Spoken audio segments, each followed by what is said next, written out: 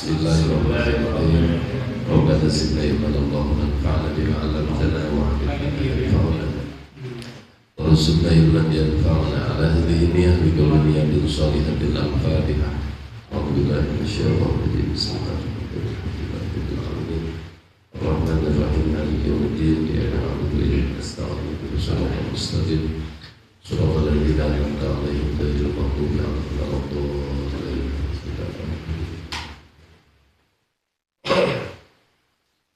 Uhayikum bidahiyatil Islam. Wassalamualaikum warahmatullahi wabarakatuh. Waalaikumsalam. Alhamdulillah, alhamdulillahirabbil alamin. Wassalatu wassalamu ala sayyidil mursalin wa imamil muttaqin wa ala alihi wa sahbihi wa man da'a bi da'watihi wa lazama bi tariqatihi wa tarassama khurra wa ja'ala al-aqidatal islamiyyah asasan bi fikratihi wal halal wal haram miqyasan li tasarrufatihi wal ahkam asy-syar'iyyah musayyiratan li 'amalihi wa dhabitatan li aqwalihi wa ba'd.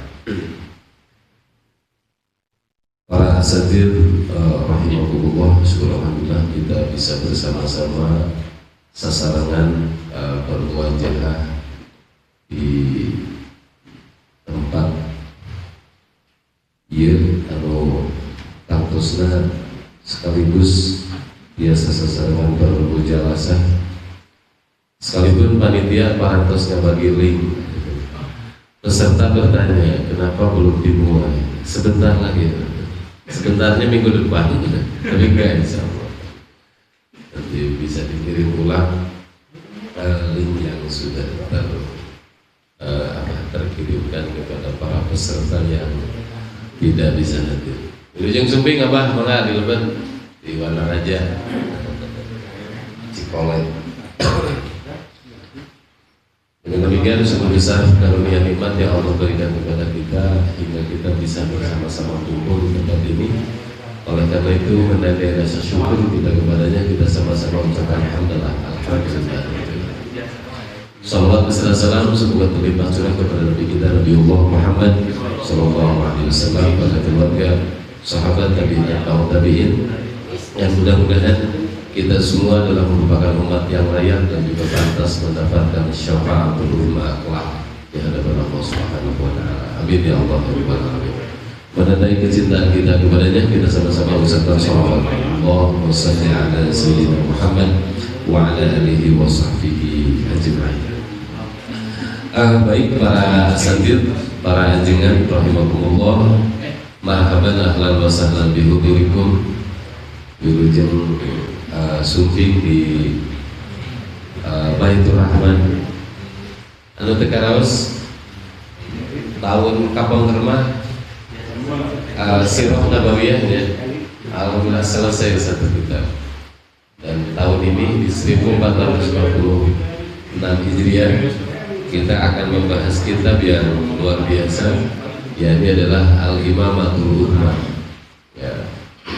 Dengan demikian insya Allah mudah-mudahan dupi kitabna atos malah regang sadayana atos dina HP ya PDF. Tapi saur panitia pilih periogi kitab atau nabi hard coverna, soft cover apa hard cover? Hard covernya nanti para asatidz biasa menghubungi Pak panitia kirang langkung komite hormat pangaos nanti mau 108.000 sebelum ongkir kata Ustaz pencetak kita. Jadi para asatidz rahimahullah, air raos namanya raosna hard coverna begitu. Tapi kamu sementawis soft coverna atau tapi berbentuk PDF biasa terus disebar pamitan ke panitia terhadap para asatidz sadayana. Baik para asatidz rahimahumullah, sadayana panjenengan karena pertemuan awal, insya Allah acara ini diselenggarakan di setiap hari Sabtu jam 16. Tetapi nanti ada pengumuman juga, nanti ada kira langkung ada muhasabah ya di pertengahan sasi kira langkung Nah, dengan demikian pamitan insyaallah taala nanti panitia akan menyampaikan ulang terkait dengan apa-apa yang menjadi hajat di acara ini. Baik, untuk yang pertama sambutan dari atas nama panitia acara kepada Al-Mukarram Shahibul Fadilah Ustaz Didin Salahuddin wa alaihi faliyatafadhal masykurah.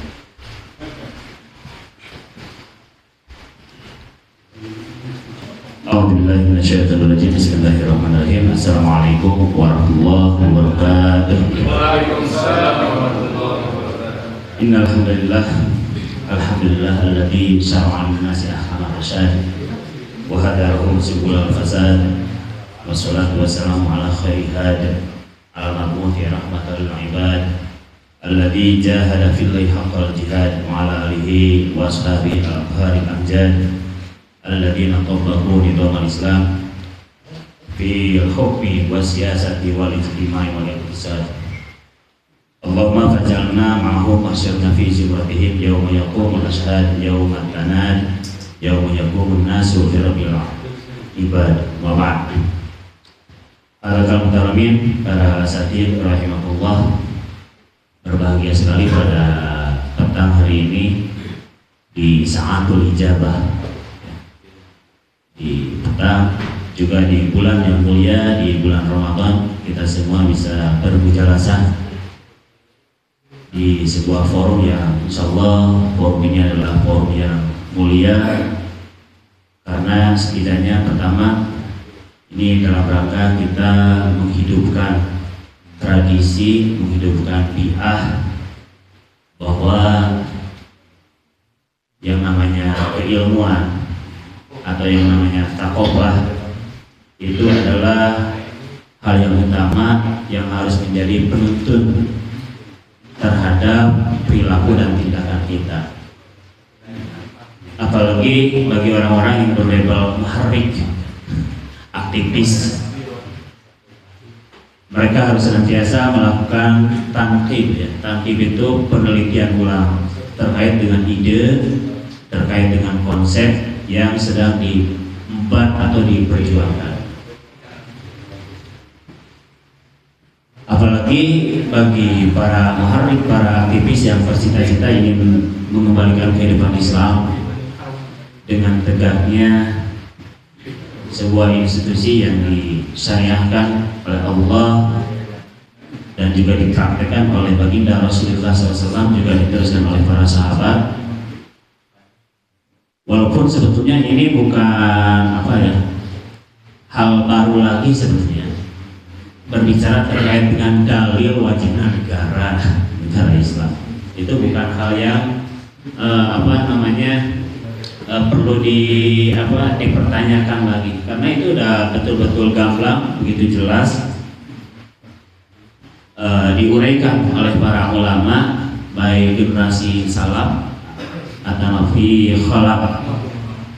Dan insyaallah pada petang hari ini ya kita akan mengkaji salah satu kitab ya al-imam atau hukman inda ahli sunnati wal jamaah, yang mana ini adalah sebuah tesis ya, sebuah karya ilmiah untuk meraih magister yang disusun oleh, kalau sekarang itu udah profesor ya, Profesor Dr. Abdullah bin Umar bin Sulaiman Ad-Dumaiji.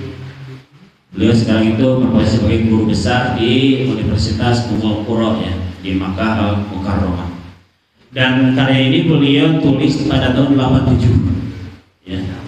Sekarang beliau udah lumayan ya, cukup sepuh.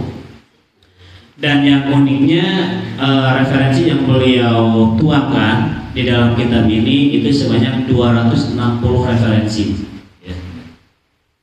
Beliau mengungkapkan berbagai pendapat, juga melakukan tarjih ya, pendapat mana yang beliau pilih. Misalkan ada salah satu bab yang unik dari kitab ini di bab yang keempat ya, di bab 4 ya, yaitu terkait dengan ta'addudul imam ya, atau ta'addudul a'imah ya, berbilangnya imam. Itu luar biasa ya. Beliau melakukan kajian, ternyata yang namanya kesatuan imam itu adalah hal yang mutlak ya, itu dalilnya lebih kuat. Juga nanti setelah itu nanti ada khulasa, ada kesimpulan yang luar biasa ya, dari seorang mu'allim ini, yaitu saya Abdullah bin Umar Ad-Dumaili. Maka para asatidz rahimahullah, kalau pada tahun kemarin tadi sudah disampaikan, kita masih tetap ya genre kitab yang kita bedah itu adalah genre siasah ya. Kemarin itu adalah qiraah siasah Lisirati An-Nabawiyah karya Profesor Muhammad Rawas Al-Ahji. Nah sekarang kita insya Allah membedah sebuah masterpiece ya, sebuah kitab yang sangat dahsyat, yaitu Al-Imamatul Uthman Inda Ahli Sunnah wal Jamaah. Nanti insya Allah akan dibedah ya oleh Ustadzuna Al-Ustadz Lutfi Arif Lukman. Jadi maka ya sambil nanti insya Allah kita akan iftar jama'i ya, buka bersama ya. Insya Allah kita akan mendengarkan pemaparan, juga nanti ada sesi diskus ya, munaqashah bukan untuk munaqashah terhadap kita ya, karena udah layak uji ya. Diujinya juga sama Syekh Said Sabiq salah satu pengujinya itu ya, yang mengarang kita fiqh sunnah ya. Baik, astagfirullah, itu saja sebagai pengantar. Alhamdulillah nanti guru kita yang akan mudah hadir di tengah-tengah kita.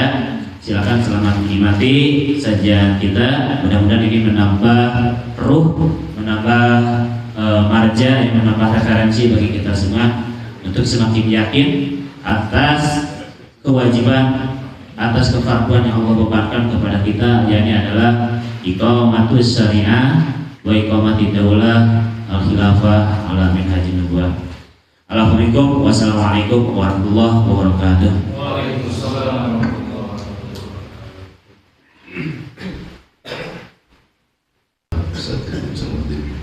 Baik para asatidz, dimohon dengan tidak mengurangi rasa hormat, macam kata Pak Yun. Baik, kepada Sohibul Fadilah Ustadzuna Lutfi Arif Lukman wa alihi fa'aliyatafadhal mashkurun.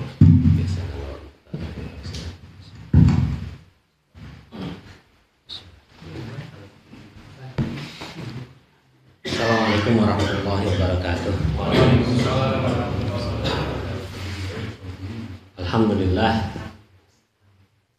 Alhamdulillahilladzi arsala rasulahu bil huda haqq yudhhirahu 'ala ad-dini kullih walau karihal musyrikun. Asyhadu an la ilaha illallah wahdahu la syarika lahu wa asyhadu anna Muhammadan abduhu wa rasuluhu alladzi la nabiyya wa la rasula ba'dahu. Allahumma shalli wa sallim wa barik ala hadzal nabiy habibina Muhammadin wa ala alihi wa sahbihi wa man ta'a bi da'watihi ila yaumiddin. Wa ba'du. Allahumma anfa'na bima 'allamtana wa 'allimna ma yanfa'una wa zidna ilma. Nah, kalau dalam struktur keilmuan di Barat, Amerika atau Eropa beda, tapi itu akan mengkaji sebuah bidang ilmu itu dalam 3 tahapan. Jadi ada berkaitan persoalan ontologis, epistemologis, atau apalagi satu lagi teh ontologis, epistemologis, satu lagi apa ya lupa lagi. Mana anu pernah kuliah filsafat ilmu supaya ada sedikit ya. Nah, jadi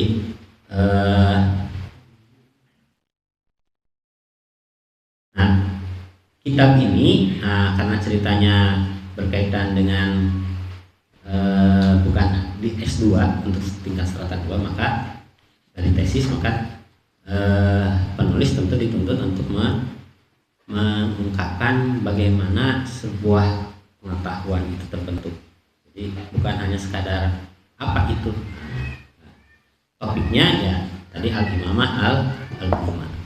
Maka jadi dalam pembahasannya itu dia akan mengungkapkan bahwa di dalam kajian akademik ya dia tidak boleh membawa apa-apa.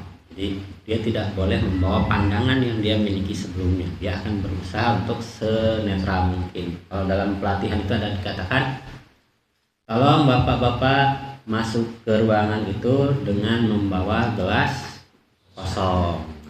Jadi gelas kosong itu yang nanti akan diisi sepanjang proses itu dilaksanakan. Nah, ini juga hal yang diungkapkan oleh penulis buku.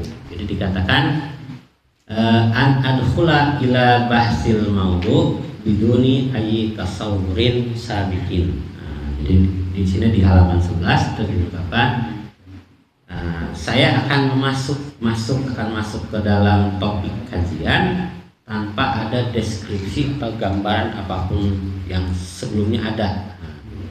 Au fikrah muayyanah aroha sawaban, atau karena ada pikiran atau konsepsi yang menurut saya benar sebelumnya. Jadi dia menyatakan dirinya melakukan kajian tentang topik ini dengan mengungkapkan bahwa dia akan melepaskan diri dari konsepsi tentang kebenaran berkaitan topik itu yang pernah ada sebelumnya. Dia akan berupaya untuk menyatakan dirinya bersifat netral. Itu dikatakan dalam subbab manhaji fil bahsi. Sini ada manhaji fil bahsi halaman 11.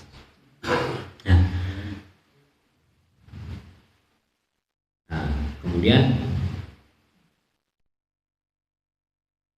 wa udafi'u anha wa uhawilu ta'wilan nusus litawafuqiha.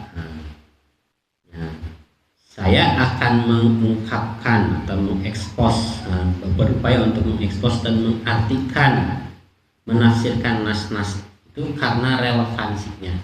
Jadi kalau berkaitan dengan persoalan al-imamah ummah, dia akan mengacu kepada apa? Dia akan mengacu kepada nas-nas. Nas-nas itu teksnya, teks utama, referensinya itu adalah teks.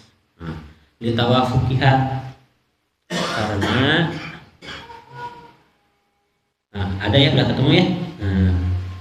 Litawafuqiha karena relevansinya dengan topik. Ya, sawaun kana hadat tasawur aw hadal fikrah asriyatan aw qadimatan, baik gambaran tentang referensi tadi, tentang konsep ini baik yang bersifat asriyah, kekinian, modern ataupun qadimah, zaman bahula, kebahulaan. Jadi ini diungkapkan terlebih dahulu sebagai untuk mengungkapkan apa yang akan ditempuh dalam mengkaji konsep tentang al-imamah al-kubra. Kemudian diungkapkan di sini kama hawatu an adkhula ilahi mujarradan anil hawa was syahwat. Bagaimana saya akan berupaya untuk masuk ke dalam topik ini kosong dari al-hawa, dari kecenderungan ataupun dari syahwat, ambisi. Wa hadhihi ma tasarrafal insan adatan anil haq. Dan ini yang biasanya terjadi pada manusia, berpaling dari kebenaran. Jadi berpaling dari kebenaran gara-gara ini. Wa in kana awdah minasyamsi, walaupun kebenaran itu lebih terang benderang daripada matahari. Itu diungkapkan seperti itu. Nah, paragraf berikutnya itu akan mengungkapkan tentang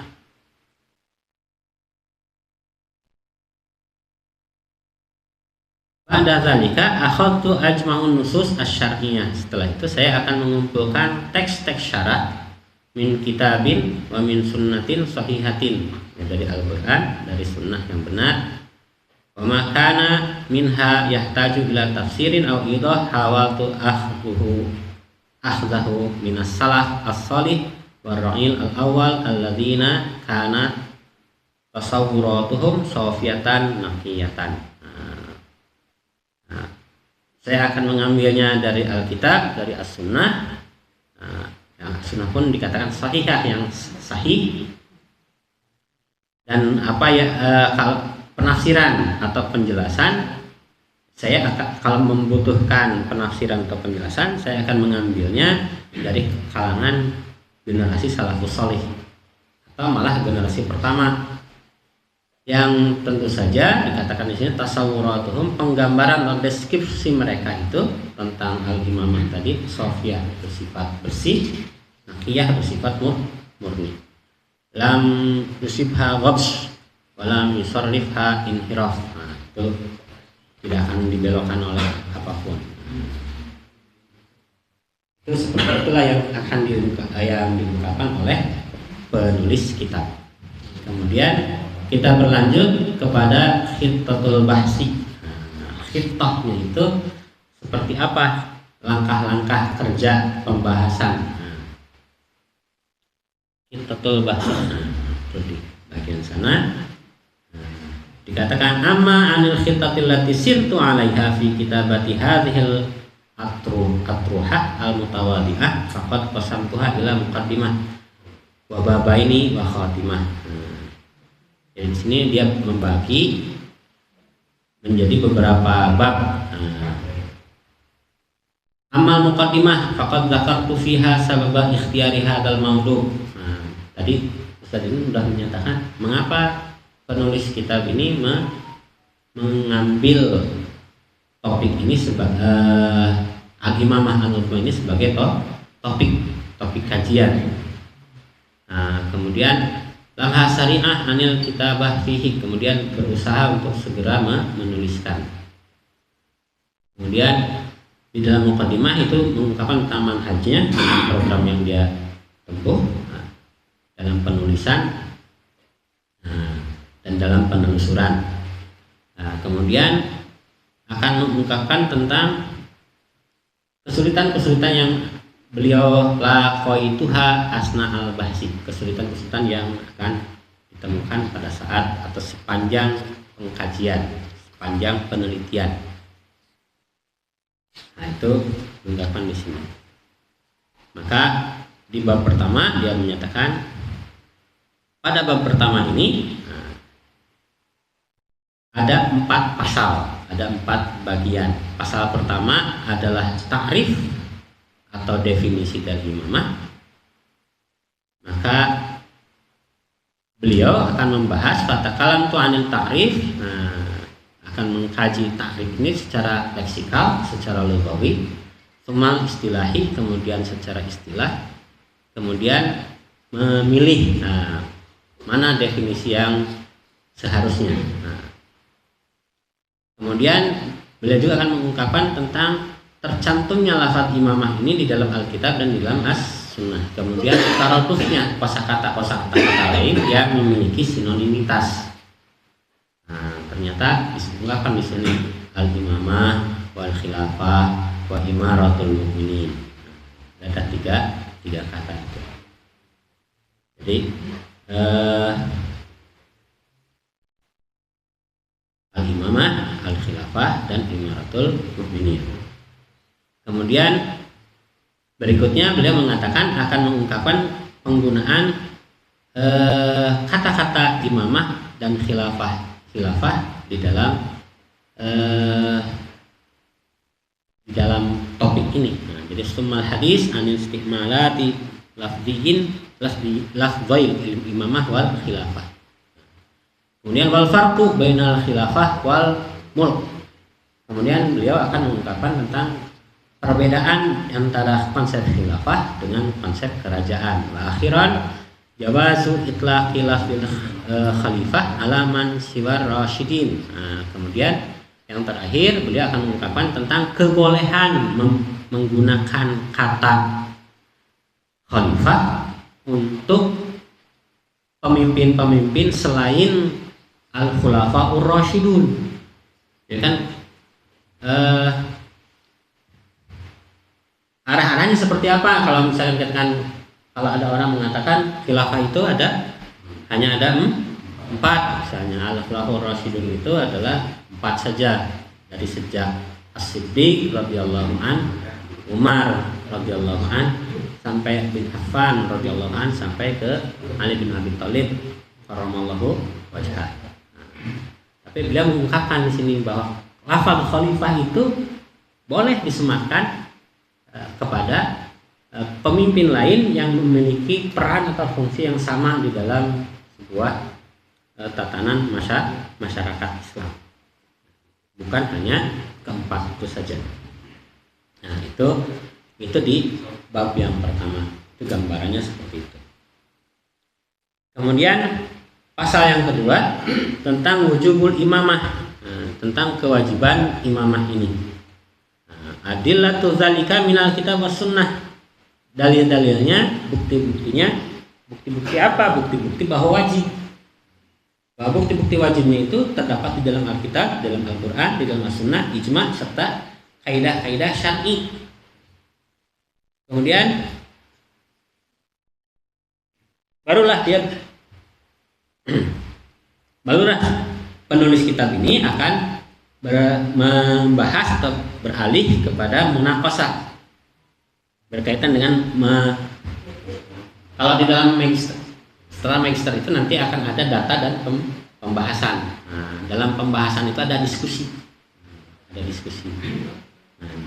beliau menyatakan nanti pada bagian kedua ini akan berikutnya itu pada pasal yang kedua akan berdiskusi dengan mendiskusikan dengan ungkapan-ungkapan atau ujaran-ujaran dari kalangan orang-orang yang tidak menyatakan keberadaan imamah tadi. Biadami wujubil imamah min qudama'i wa mu'asyirin. Baik dari sejak generasi terdahulu sampai generasi mu'asyir yang sekarang. Pada saat kitab ini ditulis, pada saat penelitian ini dilakukan. Summa atba'tuhu bil hadis anil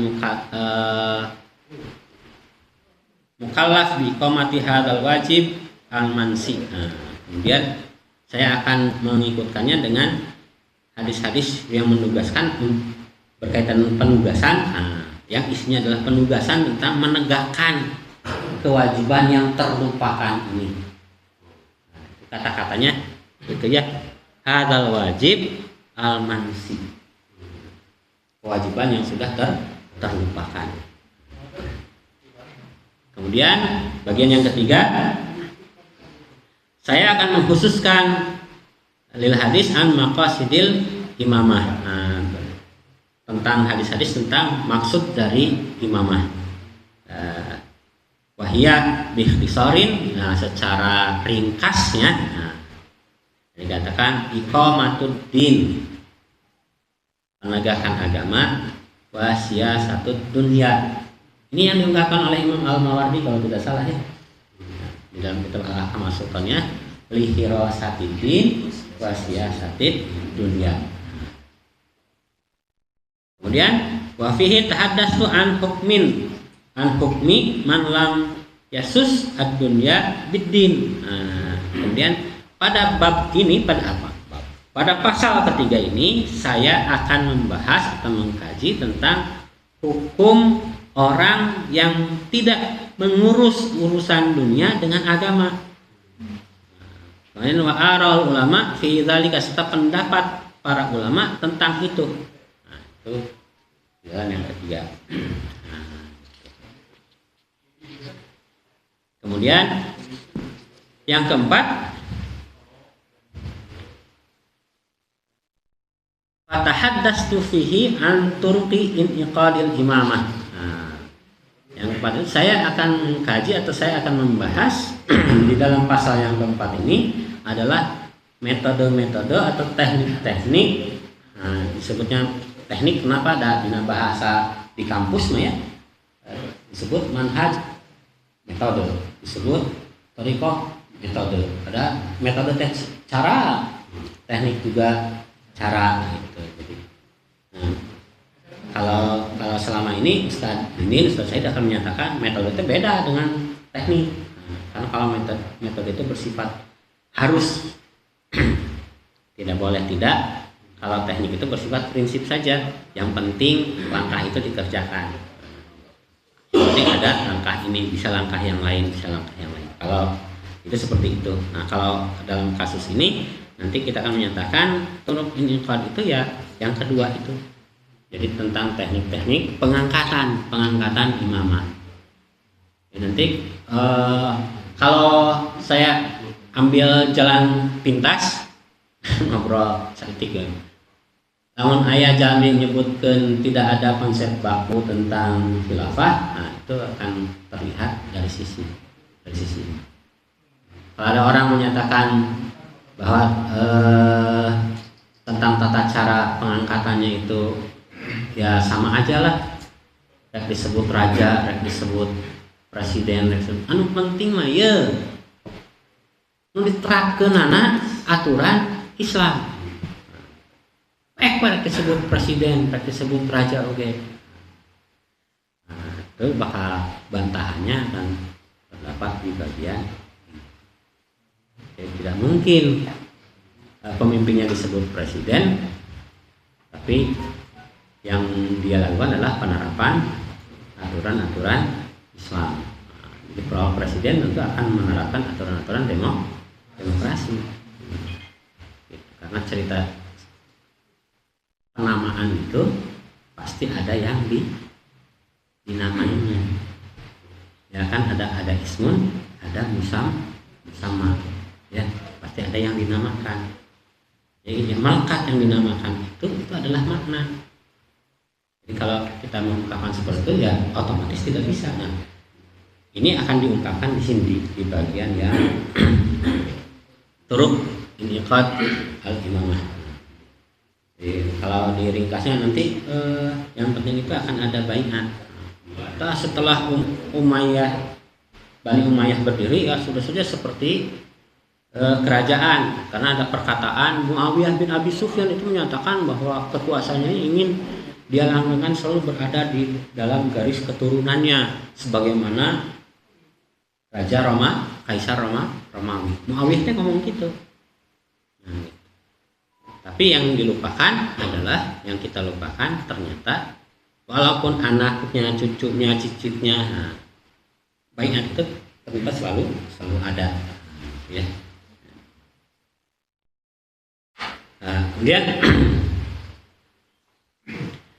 Fatahadastu fil bidayah, pada permulaannya saya akan mengungkapkan tentang masruhnya tuturuk, tentang penetapan secara syarat. Jadi bagaimana metode pengangkatan imamah dan untuk khalifah yang 4 al-Rasyidin. Kemudian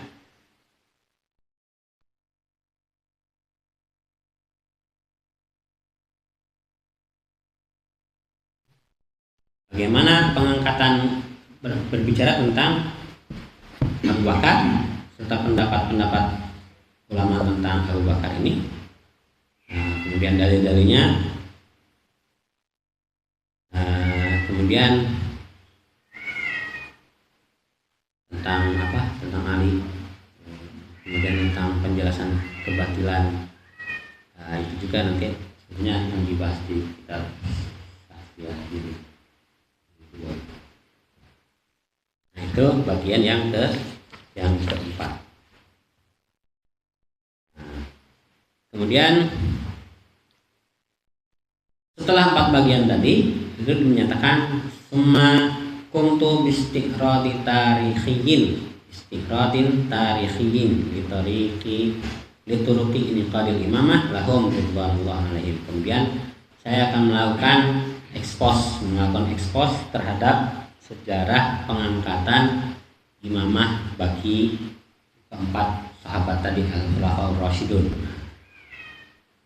Nah, kemudian hasilnya seperti apa, dampaknya seperti apa, dari yang dihasilkan dari metode ini. Kemudian ada pernyataan al-awal, yang pertama itu ada ikhtiar min kibali ahlil hilli wal aqdi. Kemudian kita membicarakan yang metode yang kedua, al-istikhlaf, penunjukan. Saya akan menjelaskan dari kebolehannya. Ya, ini mah rada beda.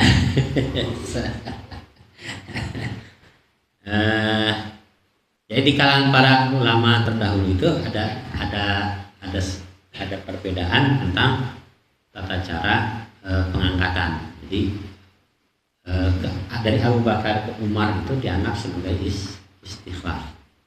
Mengapa? Karena Abu Bakar itu merekomendasikan Umar bin Khattab. Nah, ternyata dari sisi kajian mungkin pengarang kita mengungkapkan bahwa itu adalah istikhlaf. Nah, kalau saya ya tidak ya, bukan seperti itu ya, karena ada peristiwa-peristiwa yang melingkupi itu. Nah, jadi ada orang-orang lain yang hanya ternyata rekomendasi itu disetujui oleh tokoh-tokoh para sahabat yang lain, sehingga Umar itulah yang dibaiat. Nah, ya itulah.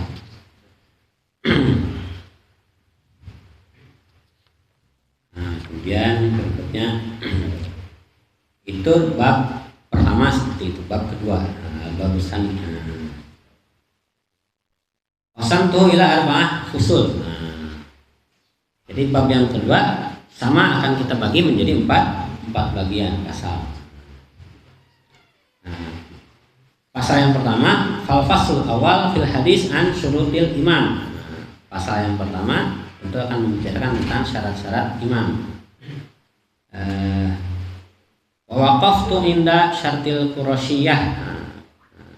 Berbicara pula kepada persyaratan bahwa seorang pemimpin itu harus dalam contoh harus Quraisy. Nanti pembahasannya menekankan ke sana. Nah, kemudian apa yang berkaitan dengan persoalan syarat Quraisy ini? Nanti kemudian mengkaji tentang berdiskusi dengan pendapat yang dikeutarakan oleh Imam Ibnu Khaldun.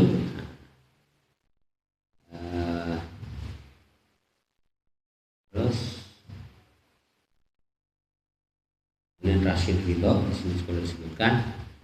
Kemudian berbicara tentang syarat-syarat afdoliyah. Jadi ada syarat ini ada 7. Nanti selain itu ya afdoliyah saja. Nah, jadi sepertinya Ustadz ini tidak mengada-ngada ya. Kalau dikatakannya syarat utama pengangkatan khalifah pemimpin negara dalam Islam itu ada 7. Sedangkan yang syarat-syarat yang lain itu adalah syarat-syarat afdoliyah.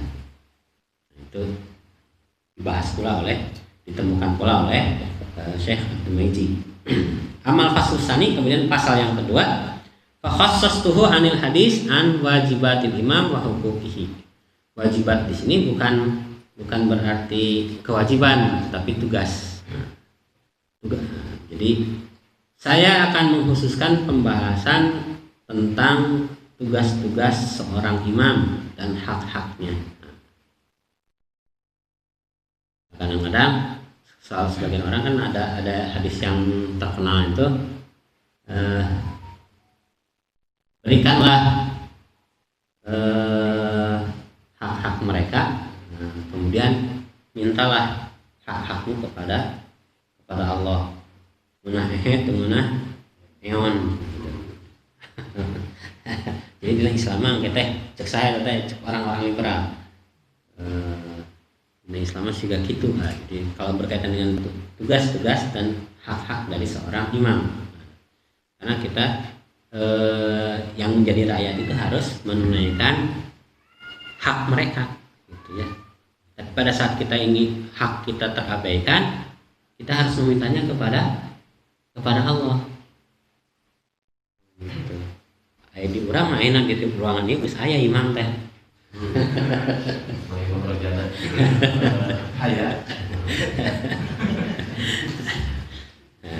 Ya, itu bagian yang kedua. Nah, kemudian sekalipun dia fajir, kudu taat gitu. Nah, itu jadi ayat cerita orang. Kadang kita mau menanggapinya secara apa untuk hari Ramadan namanya. Hari baheula mah keur 20 tahun katukang mah sampai ka ngacung-ngacungkeun curug. Ngomongkan kumaha sih lain kana khalifah. Nah, kalau sampai seperti itu, lamun lain ku bulan puasa, aing tampiling sih. Akhirnya sudah sampai seperti itu. Karena ada pernyataan ya jangan mengidealkan khalifah yang 4. Astagfirullahaladzim. Jadi emok deui lah. Nah, kemudian pembahasan yang pertama wajibat imam, kemudian yang kedua hak-haknya. Nah, waqaftu inda haqqit ta'ah. Nah, kemudian saya akan menekankan kepada hak untuk ditaati.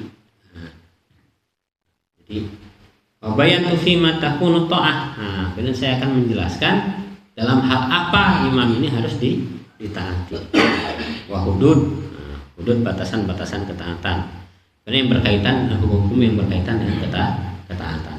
Nah, kemudian amal mabahas salis fa khassastu anil hadis anis syura wa hukmuha wa mada ilzamiyatiha lil imam. Nah, saya akan mengkhususkan pembahasan tentang syura, pengambilan pendapat. Cukup orang membahasan syura asal karek wawu karena bahasa syura paling ge urang mah wawuna karena musyawarah. Nah, jadi musyawarah di dalam Islam itu ternyata memiliki konsepsinya sendiri, tidak bisa disamakan dengan kondisi demokrasi. Karena tidak sama ya, jadi kalau dinyatakan ya yang paling baik pemimpin itu yang demokratis, nah cek saha, karena ada mengambil pendapat orang lain, itu akan keliru. Ya, pemimpin yang paling baik itu adalah pemimpin yang adil. Ari adil teh mendekatkan kepada ketakwaan. Yang paling dekat dengan ketakwaan itu adil. Jadi pemimpin yang baik itu adalah pemimpin yang adil, bukan pemimpin yang demokratis. Ini doktrin, jadi dosen membentuk jadi guru. Guru yang baik itu anak-anak adalah guru yang demokratis. Repot. Guru yang baik itu adalah guru yang mana? Nah, ya bingung cari-cari kata-kata yang lain. Bercurhat. Guru yang profesional. Jadi profesional itu bukan yang wanipiro, bukan. Tapi misalnya menempatkan asas tuntutan tugas sebagai guru di depan kelas. Ya. Jadi fasilitator jadi apa jadi ya gitulah ngobrolan namanya. Nah, ada itu teh hari dina buku-buku nama dina kitab-kitab acuan gitu. Demokratis, pemimpin demokratis, guru demokratis. Astagfirullahaladzim. Nah, guru yang profesional itu diantaranya dia akan memperhatikan masukan dari muridnya. Pada dina adab dina Islam kan kehormatan guru itu ada pada murid. Kemuliaan guru itu ada pada kehormatan itu ya, jadi kehormatan murid itu ceritanya teh kehormatan dan kemuliaan itu ternyata bolak-balik antara guru dengan murid. Curhat. Pasal stalis. Kemudian pada pasal yang ketiga di bab yang kedua ini maka berkaitan dengan anil azli. Kade lamun dina bidang fikih mah istilah azal teh khusus ya, jadi ya urang ngobrol tentang non teh nepikan munakahat kayak gitu. Asal teh ayeuna di dinya padahal kata ulama Amerika mah impeachment, pencopotan dari jabatan. Itu tentang bagian yang ketiga. Nah, tentang pencopotan dari jabatan saja tidak, tapi berkaitan dengan khuruj alal a'immah, menyatakan keluar dari imamah tadi. Nah, itu dua hal yang dibahas di dalam pasal yang ketiga ini. Kemudian dibagi pasal ketiga ini di bab yang kedua ini dibagi menjadi pembahasan pertama, yakni asbab penyebab impeachment.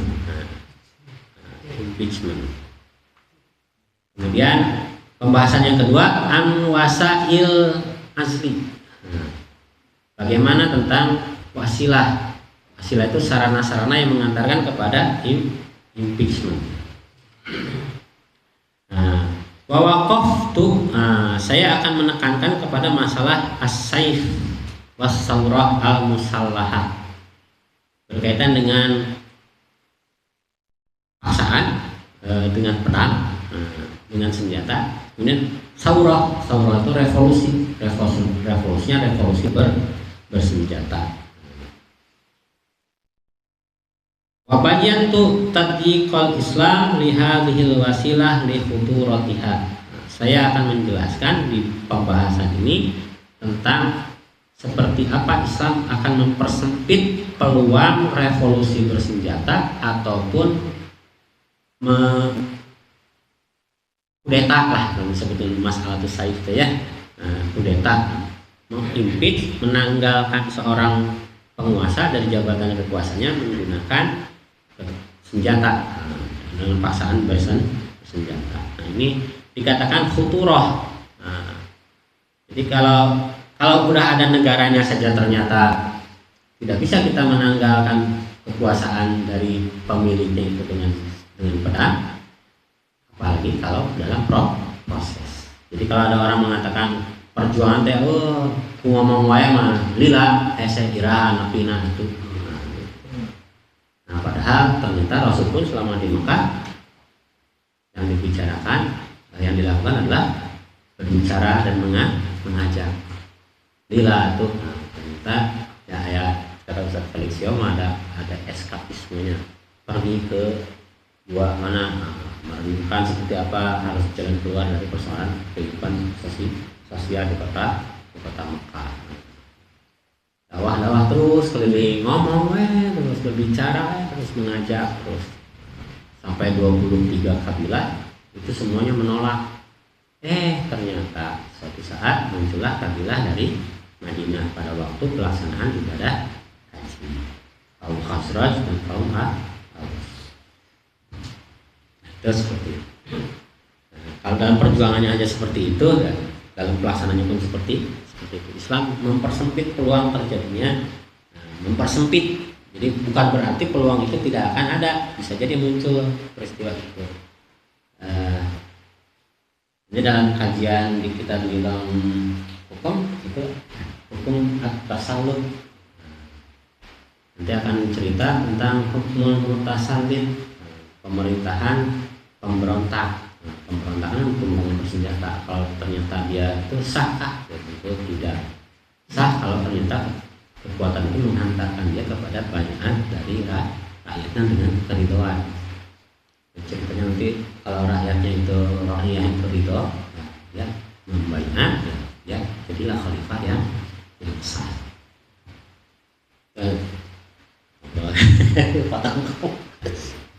Kemudian pembahasan yang ketiga, fa khassastu anil khuruj 'alal a'immah wa qassamtuhu ila qismain.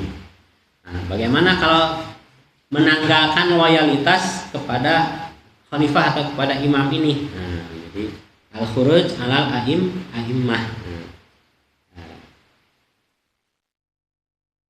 Qasamtuhu ila qismain. Kemudian saya akan membaginya menjadi dua bagian. Fil hadis anil kharijin wa aqsamihim, membicarakan tentang orang-orang yang menanggalkan loyalitasnya itu serta macam-macam ragam mereka. Kemudian asani membicarakan tentang al-makhruj alaihim wa aqsamuhum. Pemimpin seperti apa yang akhirnya membuat rakyatnya menanggalkan loyalitasnya dan seperti apa saja mereka. Kemudian waqaftu tawilan indal khuruj alal a'immah al fasaqah al-zalamah alladzina lam yasilu ila haddil kufri. Saya akan menekankan pada bagian keluar atau menanggalkan loyalitas dari para imam yang fasik, zalim, yang tidak mencapai batas-batas kekufuran. Kemudian bagaimana pandangan para ulama wa mazhabil ulama fil masalah, dalam masalah ini, wa adillati kulli mazhab, kemudian dalil-dalil setiap pandangan tadi. Kemudian kita akan mendiskusikannya.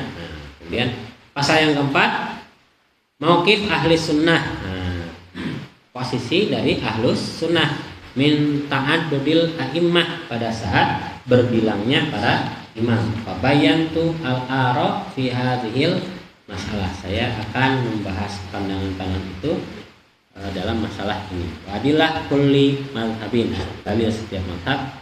Kemudian bagaimana pendapat yang rajih. Nah, itu bagian yang terakhir dari bab yang kedua.